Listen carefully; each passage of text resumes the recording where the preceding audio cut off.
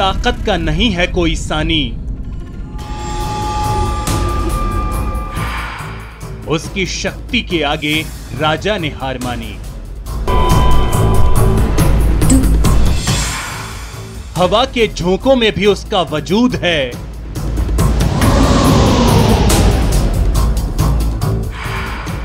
लोगों की आस्था में वो मौजूद है।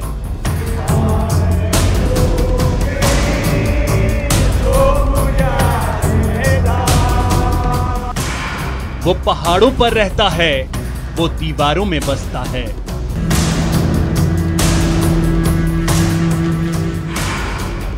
उसके सजदे में हर सिर झुकता है।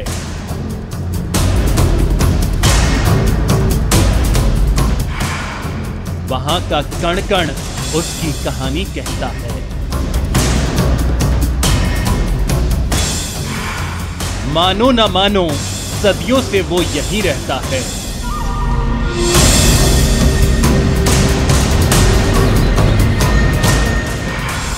अद्भुत है, अविश्वसनीय है, कल्पनातीत है।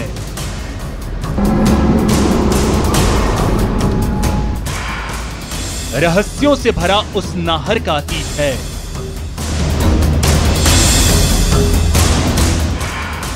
ये रहस्य बड़ा ही गहरा है।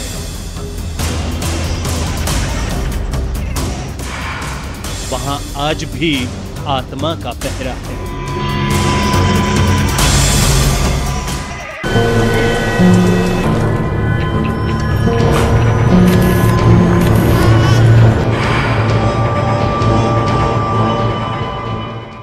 तो उसने जब अपने वजूद का एहसास कराया तो सबके होश उड़ गए। दीवारें जमींदोज हो गईं। कारीगरों मजदूरों में हड़कंप मच गया। राजा को अपना प्रताप बौना नजर आने लगा। उसने साफ कह दिया, पहले उसका बसेरा बनाओ, फिर अपना गढ़ बसाओ। वो आज भी वहीं रहता है। कभी कभी की बात छोड़िए, पल पल अपनी मौजूदगी का एहसास कराता है। कटोरा भर दूध यूं ही गायब नहीं हो जाता है। प्राचीर पर लगा झंडा यूं ही नहीं लहराता है। कौन है वो, क्या है उसकी कहानी? यह कहानी अद्भुत है, अविश्वसनीय है, अकल्पनीय है। तो चलिए शुरू करते हैं हमारी खास पेशकश, प्रेतात्मा का किला।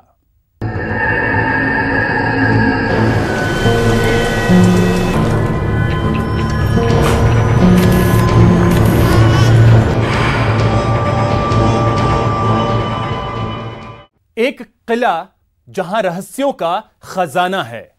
कहा जाता है कि आज भी किले में किसी आत्मा का वास है। उसकी प्राचीर आज भी उस आत्मा के वश में है। वो आत्मा न सिर्फ किले में मौजूद है, बल्कि किले के ठीक सामने उसका अपना बसेरा भी है।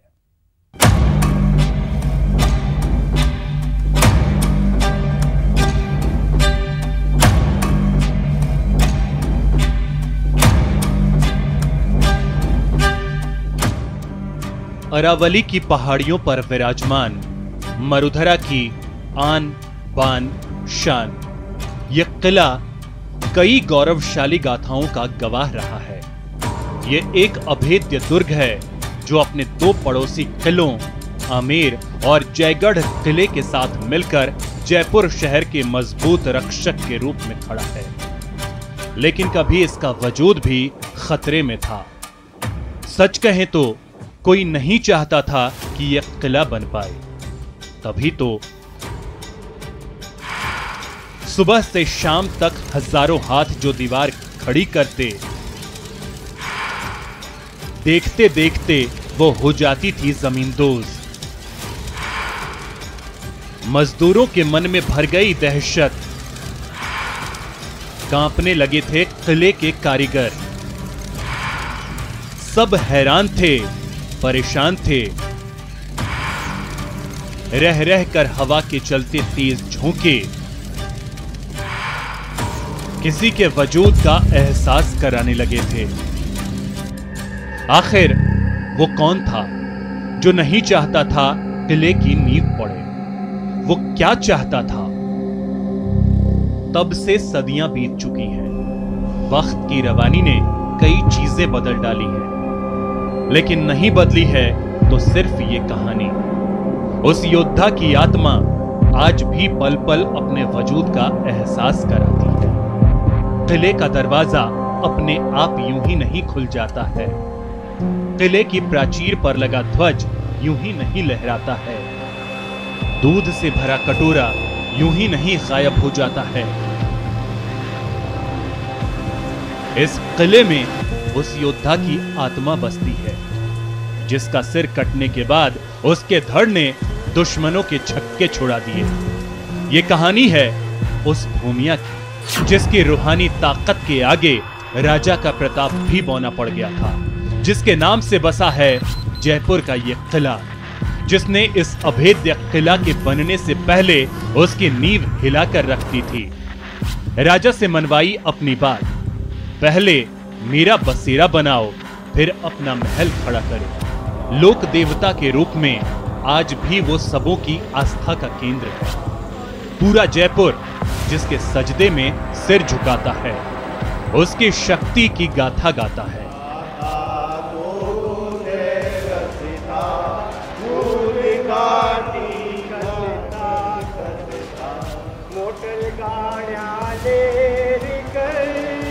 जल में लाशे जाए, मोटर गाड़ियां ले कर जल में लाशे जाए। वो किले के मंदिर में भी मौजूद है और किले के सामने अपने गढ़ में भी। जयपुर के कई हिस्सों में बने हैं उसके मंदिर। वो भूमिया कौन था जिसकी जिद के आगे राजा ने भी हार मानी? उस आत्मा का रहस्य क्या है? क्या सचमुच वो आज भी मौजूद है? ये हम बताएंगे आपको, बस आप देखते रहिए प्रेतात्मा का किला।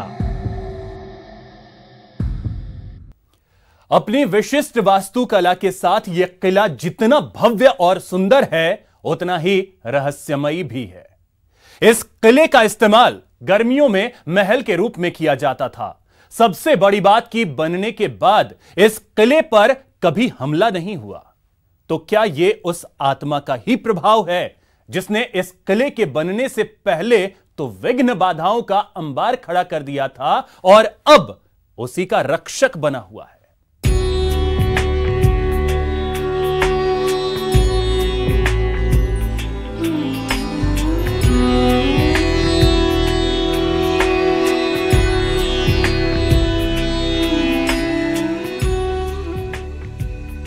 गुलाबी नगर में पीले रंग का किला सबों को सहज ही अपनी ओर खींच लेता है। स्थापत्य और वास्तु का ऐसा शानदार संगम, जिसके अंदर बसा है खूबसूरत रचनाओं का संसार, जिसके दीवाने आम में बैठकर राजा लोगों की समस्याओं का समाधान करते थे। करीब 286 साल पहले बना ये शानदार किला आज नाहरगढ़ किले के रूप में मशहूर है, लेकिन इस नाम के पीछे छिपी है एक रहस्यमयी दास्तान। जयपुर का एक किला और एक मंदिर गवाह है उस दास्तान का, जहां एक आत्मा के नाम पर रखा गया एक किले का नाम। क्या कुछ था वहां, कैसे रखा गया उसका नाम? आइए सफर करते हैं जयपुर के नाहरगढ़ की तरफ।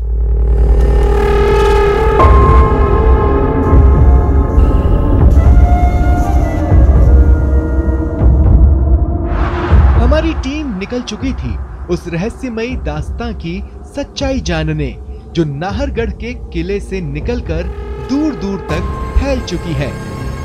समुद्र तल से करीब 500 मीटर ऊपर आमेर से ठीक पहले अरावली की पहाड़ी पर जयगढ़ के दाईं तरफ जंगलों से घिरा ये खूबसूरत किला है नाहरगढ़। कई गौरवशाली गाथाओं का गवाह। इतिहासकारों के मुताबिक जयपुर की सुरक्षा के लिए 1734 में राजा सवाई जय सिंह द्वितीय ने इस किले की नींव रखी। कहा जाता है कि उस जमाने में 3,30,000 की लागत से यह किला तैयार हुआ था। किले का मूल नाम सुदर्शन गढ़ था, जिसे बदलना पड़ा। और नाम बदलने के पीछे किले के बनने में आई वो तमाम अड़चनें थी जो आज भी चौंका देती है। सूरज की पहली किरण के साथ किले की चुनाई शुरू होती और फिर शाम ढलते ही सारी दीवारें गिर जाती। मजदूर डरने लगे थे, मिस्त्रियों के दिल में भी खौफ था कि आखिर यहाँ क्या हो रहा है। सबको आत्मा के होने का आभास भी हो गया और फिर ये बात पहुँच गई राज दरबार में। राजा को यकीन नहीं हुआ। राजा ने परीक्षण किया तो बात सच निकली और अब राजा के सामने चुनौती थी कि आखिर ये कौन है, किसकी आत्मा है जो किले को बनने नहीं दे रही है।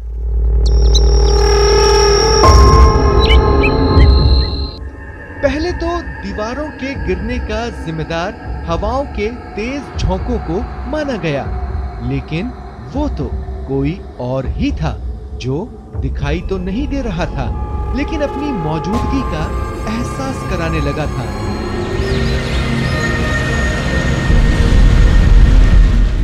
तभी तो दिन भर की मेहनत से खड़ी दीवार रात को मलबे में तब्दील हो जाती थी।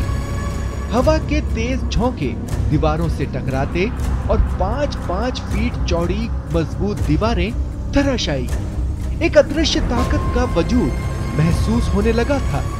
मजदूरों के दिल में दहशत ने घर कर लिया। कारीगरों ने काम करने से इनकार कर दिया। नाहरगढ़ का निर्माण 1734 में सवाई जयसिंह द्वितीय के द्वारा करवाया गया था। इसका मूल नाम सुदर्शनगढ़ था और ये मान्यता है कि जब ये सुदर्शनगढ़ का निर्माण हो रहा था तो कहीं ना कहीं इसके निर्माण में बड़ी बाधाएं आ रही थीं। और सबसे बड़ी बाधा ये थी कि कहते हैं कि एक दिन में जब इसका निर्माण कुछ होता था और अगले दिन जब यहाँ आकर देखने को मिलता था तो वो इमारत गिर जाती थी।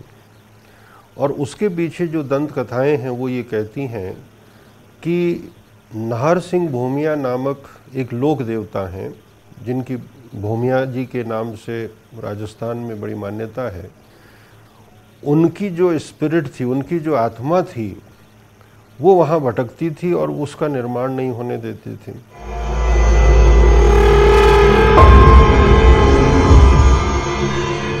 राजा जयसिंह भी परेशान हो उठे। उनके लिए ये समझना मुश्किल हो गया था कि राजा के काम में कौन विघ्न डाल रहा है। सैनिकों ने निगरानी भी शुरू की, लेकिन दीवारों के ध्वस्त होने का सिलसिला जारी रहा। परेशान राजा ने किले का निर्माण कार्य रुकवा दिया और इस रहस्य को सुलझाने की कोशिश करने लगा। लेकिन क्या राजा इस गुत्थी को सुलझा पाया? क्या उसके मन में उठ रहे सभी सवालों के जवाब मिल गए? और अगर मिले तो क्या सामने आया? सुदर्शनगढ़ कैसे बन गया नाहरगढ़? राजा के प्रताप को चुनौती देने वाला कौन था? सब बताएंगे, बस आप देखते रहिए प्रेत आत्मा का किला। उलझन बड़ी थी। राजा जयसिंह इस समस्या का हल चाहते थे, लेकिन यह कोई मामूली समस्या नहीं थी। लेकिन यह भी सच था कि बिना हल खोजे किले का निर्माण संभव नहीं था। ऐसे में राजा ने कैसे खोजा उसका हल? राजा पशुपेश में थे कि आखिर जवाब कहां मिलेगा। बड़े बड़े पंडित और ज्योतिषियों की मीटिंग बुलाई गई, लेकिन आखिरकार जवाब जाकर मिला राजगुरु तांत्रिक पौंडरिक के पास।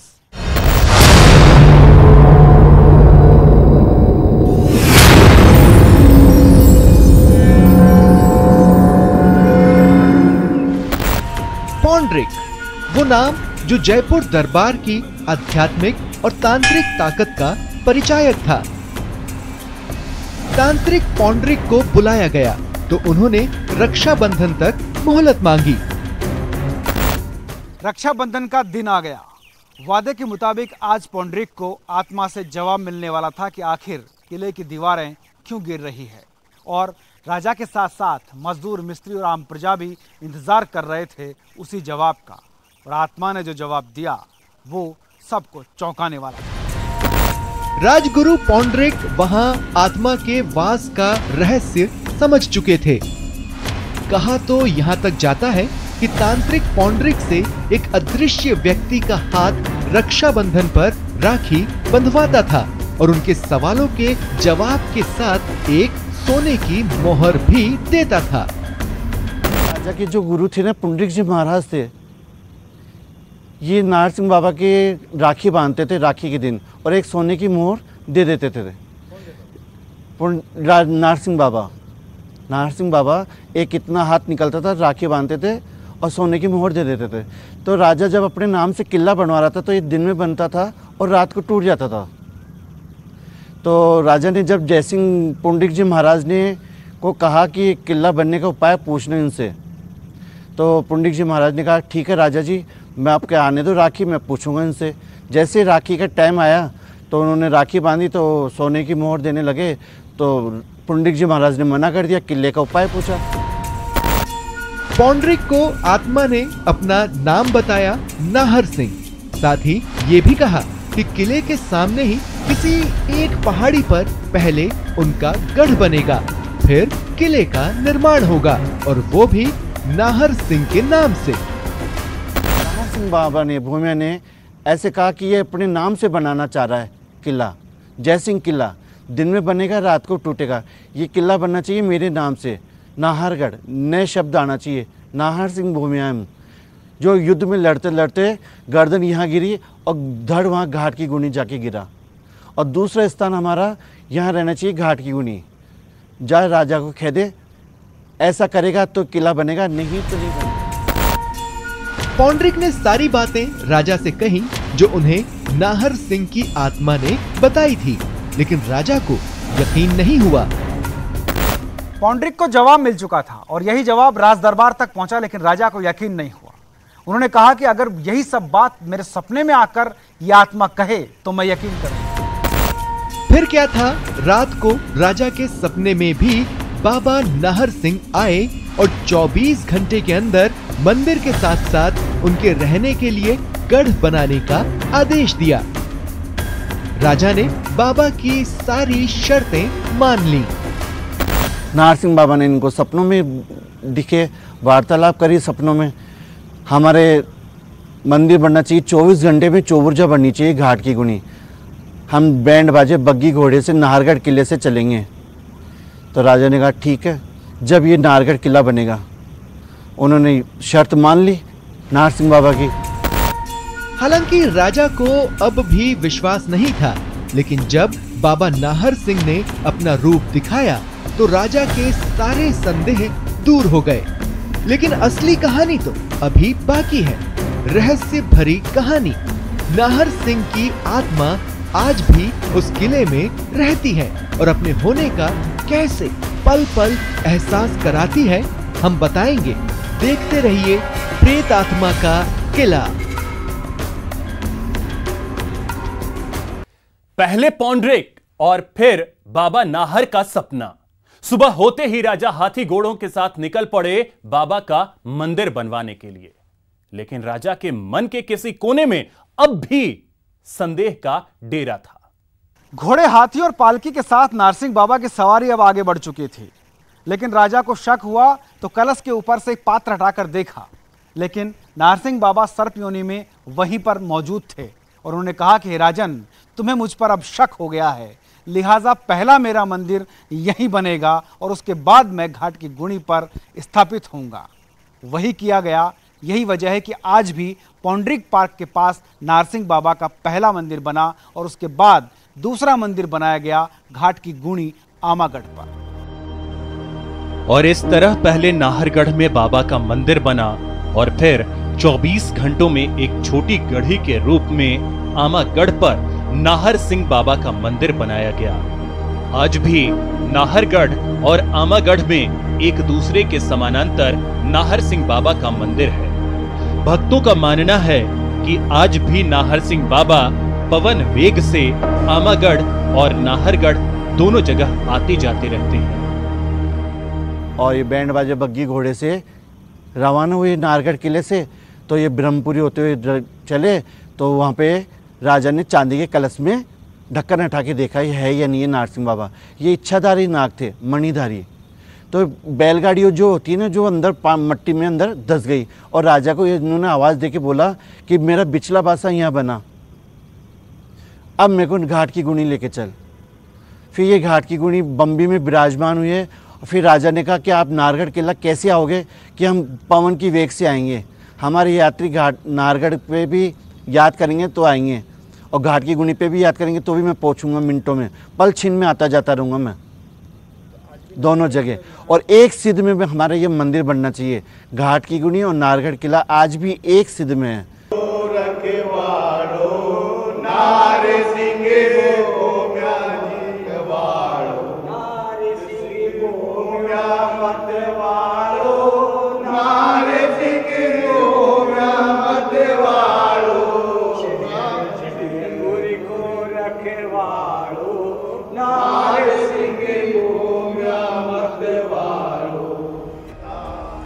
बाबा नाहर सिंह भोमिया का दरबार भक्तों के श्रद्धा भरे भजनों से गूंज रहा है। नाहर सिंह बाबा का ये मंदिर छोटी गढ़ी के रूप में आमागढ़ पर बना हुआ है, जहां बनी बॉम्बी में बाबा नाग के रूप में निवास करते हैं और भक्तों के भोग को श्रद्धा पूर्वक ग्रहण करते हैं। लोग पूरी श्रद्धा के साथ उनके दर में सिर झुकाते हैं और गा गा कर उन्हें रिझाते भी हैं।